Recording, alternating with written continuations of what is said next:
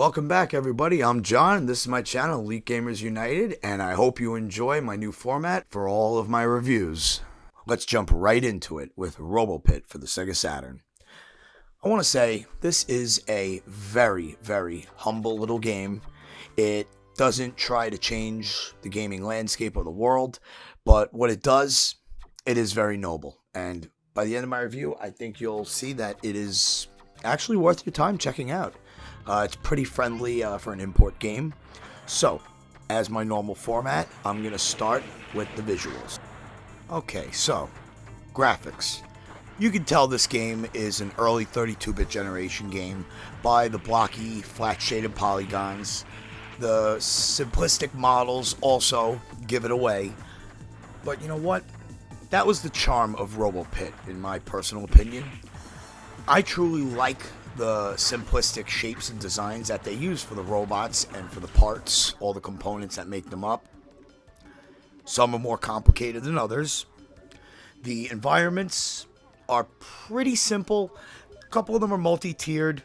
It always feels appropriate, like it's a little BattleBots arena.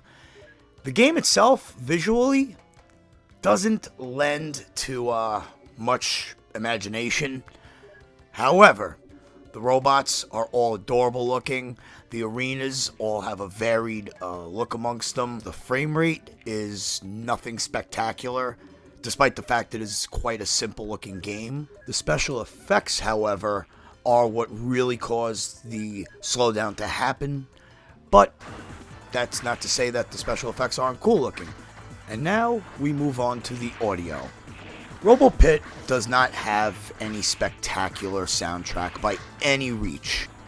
However, it does have some quite adorable little tunes.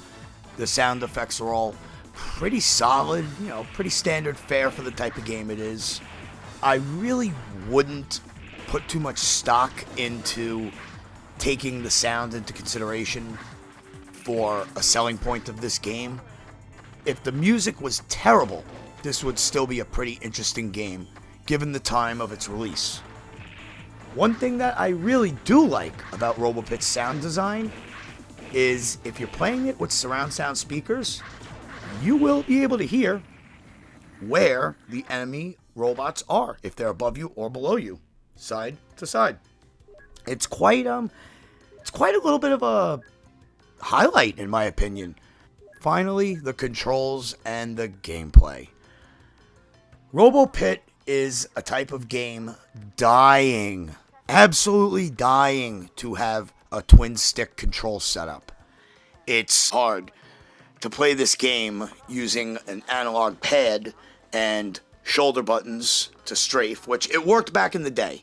But when camera control and being able to see above you and around you is quite pivotal, especially when some of the robots like to jump, and some of the robots are pretty fast, so being able to track them with the camera is a major important part of the gameplay, and also is going to help you achieve your victory, because these robots get pretty tough and pretty smart.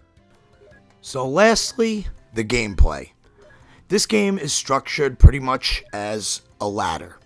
Think Mortal Kombat, except you have the ability right from the beginning to jump up. Out of the 101 enemies, you can go up to 20 spots up. You'll probably lose, but you will be able to fight and earn gear from your robotic opponents. Sadly, RoboPit's biggest detractor is that it's a one-player game only. Doesn't mean that it's not a lot of fun, because it actually is. The game has a lot of customizability to the robots. You can store and save and edit different robots as you go. The one real negative is it takes up 141 blocks of memory per robot, I think. I haven't tested it, and I'm going to be honest and straightforward about that right now. Otherwise, there's a really robust customization system. Your enemies give you, you take the gear from your enemies, their arms and other parts of their body as you defeat them. You level up per se, whereas your skill points and your abilities get stronger. In this case, it's your power, maybe your speed. You'll get another set of legs or arms, which could be stronger or faster or have better jump. You will figure out what works best for you as you play. All the arenas that you're going to play in are designed for any type of robot to excel and thrive, with the exception of a robot that can't jump. If the arena has a higher tier, you can only jump up to it. If you can't jump, you're stuck on the ground floor. The special abilities and the attacks are very, what's the way I could put this? They're pretty straightforward and simple. Some are more effective than others. You can use a shield as a defensive item, or you could use it to attack. It's not the strongest, but it's better than nothing.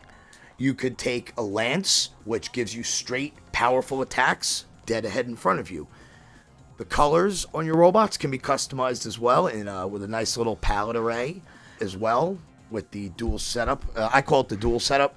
Each palette is 2 colors that usually contrast or are somewhat similar to each other, but it's got its own design, and it's done by choice.